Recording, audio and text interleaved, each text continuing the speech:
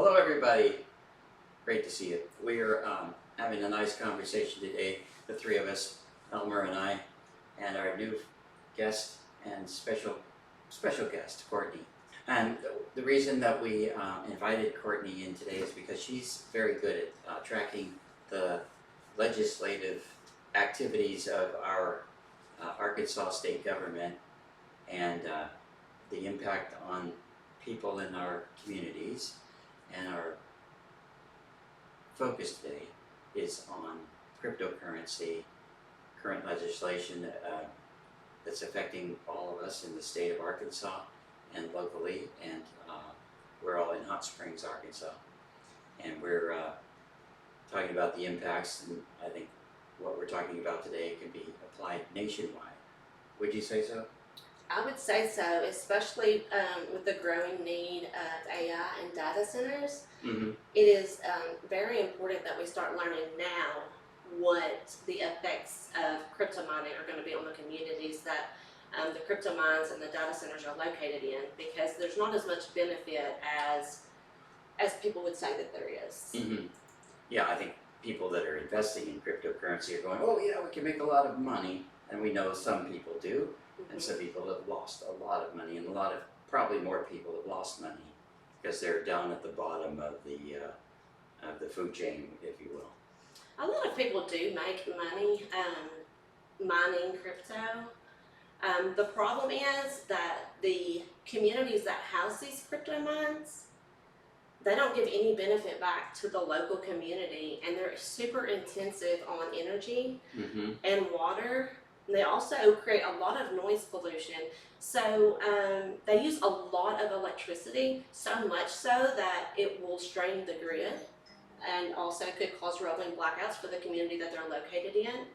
So electric companies, utility companies, they're all trying to get ahead of this and make improvements to the grid, which we probably do need, but they are really pushing these because they want to attract these data centers. The electric company will make money off of them, especially for their shareholders, just because the pure demand and the consumption rates are so high. Yeah.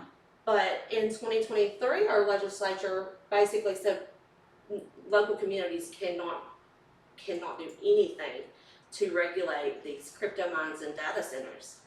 There was a big backlash starting out in East Arkansas, especially around Arkansas County. They confronted their state legislator when he showed it to court. Mm-hmm.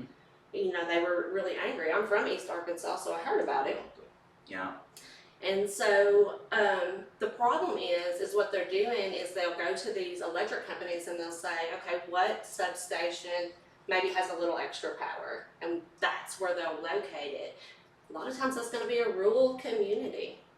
A rural community, yeah. It's people, small populations, right? Right. And in East Arkansas, they're so dependent upon agriculture and wildlife. It's everybody's livelihoods. I worked at a hotel in Stuttgart, and we went in the black after duck season.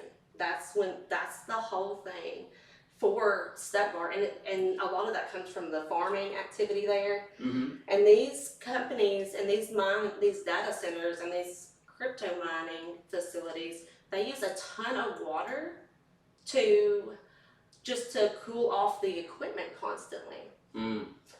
And so since they use so much water, one way to get around how much water they have to pay for is to dig a well. That's usually. Oh yeah, so I'm thinking that people, generally speaking, including myself, really had no idea about the impact on water usage. And we're all dependent, of course, on crops being watered for our survival. And we don't think about cryptocurrency taking away something so fundamental that we all need. You're exactly right. This is very important for Stuttgart, Arkansas. That's the Yeah. rice capital of the state, and Yeah. it's an important matter for younger people like you guys, and for those who make their living farming and depending on water. And I'm happy to be in an audience with Courtney where she has become the expert among my circle for Oh. this area. So Oh, let us have it. Inform us. Keep us up to date on it. yeah. I think you're talking about Courtney, right? Yeah, I'm talking about Courtney. Yeah, Anyway, she's the one that has the Yeah, information. so about 80% of the water used is in an evaporative cooling system. So it's just lost back to the atmosphere. So that means our water tables are actually being lowered. So whenever our farmers go to water their crops, or whenever people in rural areas who don't have city water, try to use their well water, Yeah. that could cause issues for supply. Well, there's that. I mean, this is huge. But tell us also about what you expect to see the impacts on our electric bills to be. Do you see significant rate increases? I mean, I've heard that cryptocurrency, at the rate it's growing, will ultimately, in not that far distant a future, absorb all the energy production that we currently have. Well, actually, this year in the 2025 state legislature, the Republicans put forward a bill to allow Entergy to now raise rates on the people of Arkansas in preparation for upgrades to the grid. So they To asked accommodate cryptocurrency. well, they didn't mention that. Oh, they didn't need to say anything about They it. didn't need to It's say implied. anything. They said that we would need these major upgrades to our grid. But at the end of the day, are those major upgrades to attract these cryptocurrency mines? Are they here to attract the data centers? I think that they are, because in addition to energy, Mhm.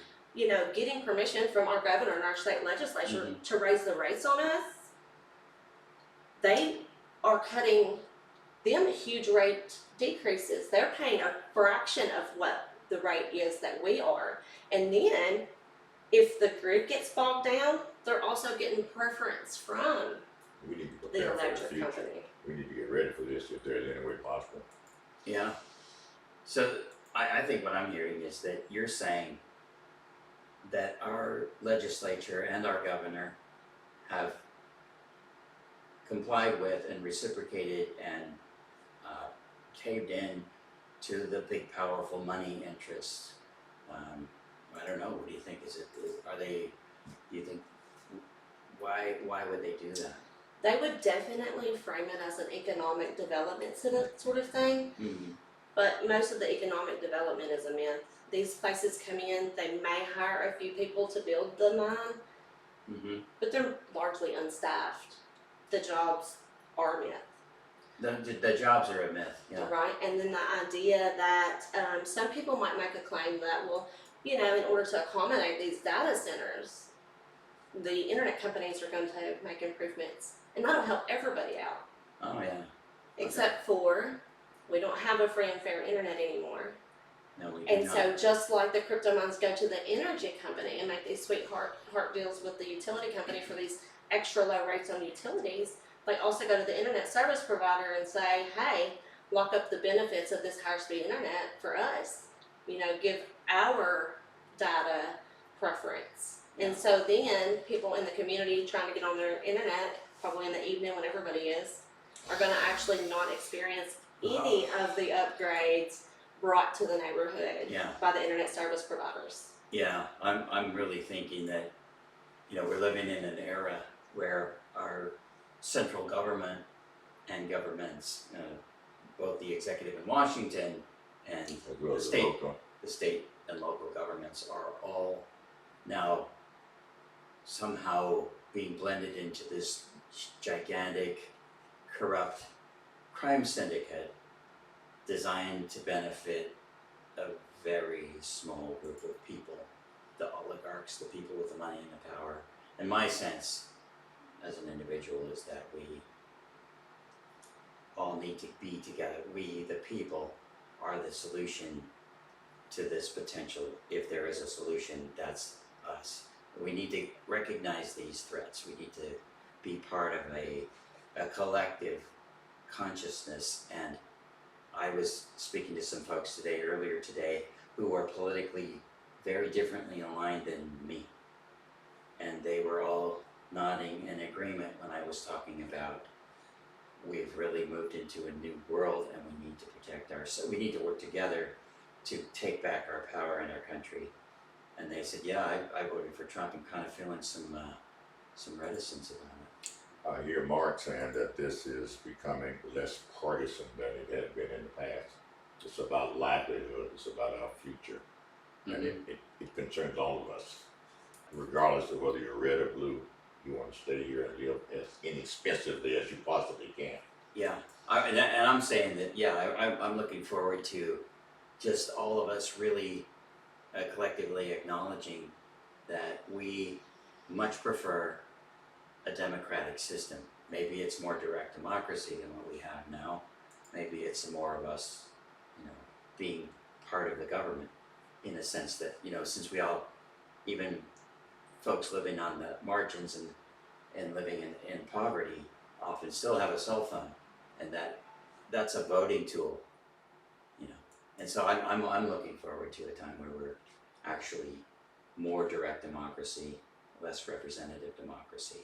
But for the time being, we must try everything we can, I think, to get people elected who actually are at least telling us, people, that they're listening, that they care about the middle class, the lower middle class, and the poorer people in our country who need the benefits of our democracy to thrive and survive. And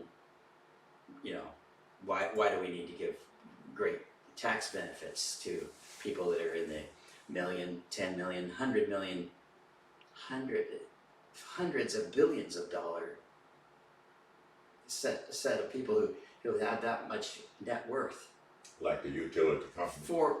Or individuals like Elon Musk, 400 or 500 billion, 200 billion plus, several other very important, prominent billionaires who are all standing at the inauguration ceremony. They're extracting our resources to get richer. They're exploiting us. They don't live next to these data mines. They also produce noise pollution, which affects wildlife. Wow. And also the duck hunting in Stuttgart. The noise actually affects wildlife mating patterns, and there's a lot of hunting and agriculture, and the noise is also citizens don't like it either. Small communities. And they're not, it's not like the people that are benefiting from these live next to them. Mm-hmm. And that's really not fair. It's very extracted, it's very exploitive, and the benefits are concentrated, like you said, among energy stockholders, and really, that's it. So would you say, Courtney, for the private citizen, the average working person, or somebody that's hoping to get a job, or somebody that has 2 or 3 jobs trying to just pay the rent, cryptocurrency, you could sort of see that if they're thinking about getting into that as maybe a way out of the trap that they find themselves in, you can see now the side effects of that decision of buying into this.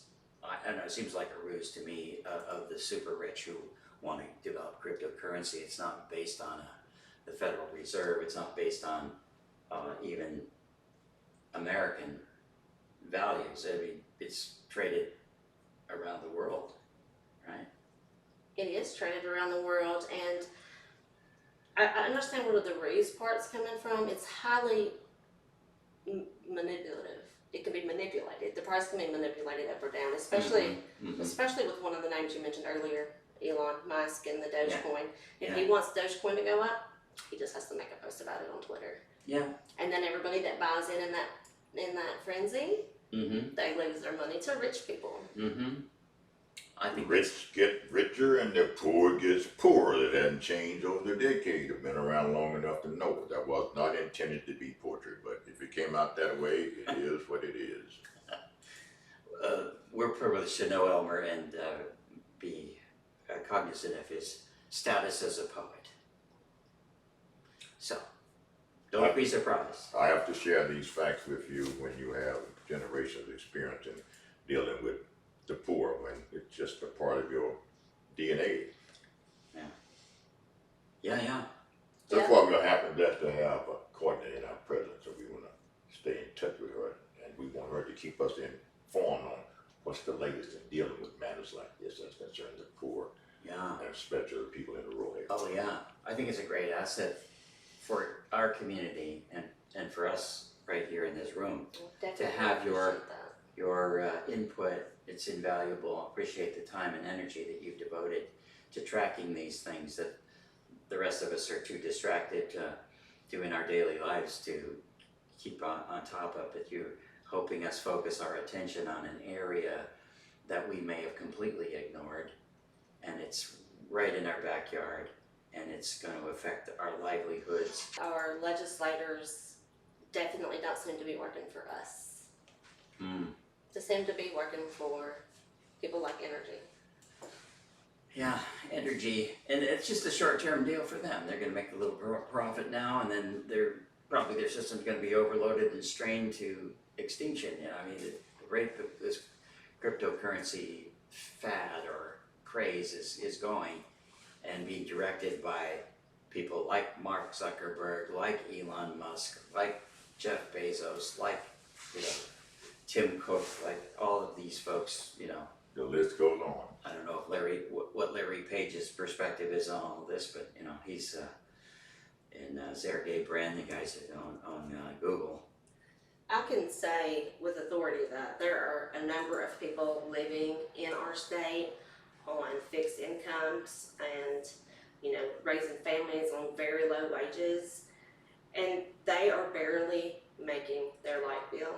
And so what really scares me is when energy just has already been given free reign to raise these rates on us, all the while offering a sweetheart deal to these crypto mines. People will be choosing between food and electricity. People will have their lights turned off. A pretty tough choice It really is. because they're, you know, intimately connected, right? Most of us have a refrigerator if we're fortunate. That's where we keep our food, powered by electricity. How do we see where the food looks like? We have to turn the lights on at night, you know. I mean, how do we keep warm? We get a heater, you know, electric often. The stove, how are we going to cook anything? It's all related. You know, it's real clearly existential. Those people at the bottom are being used as fodder for the ultra wealthy to get even more power. Hasn't changed over the years. Here we are again with a new matter. We appreciate you, Cortney. Keep us informed. Yeah, really, thank you so much. Thank you. Well, what do you say, folks? Shall we wrap it up for today? We'll wrap it up with the blessing that and Thanksgiving that Cortney has shared upon us, because this concerns all of us. Red or blue, just being a human being, it does matter about our future when it comes to the economy, electricity, and water. We can't make it without water. Thank you, Cortney. We are so happy and grateful for you, and we'd like you to come back, please. Thank you very much. I'll definitely Keep us up to date. Elmer, it's good, man. It's good to be here. I'll try to be less poetic or maybe more poetic, whatever it requires of me. Sounds fair. All right. Thank you, everyone. Please subscribe to our channel and hit the like button.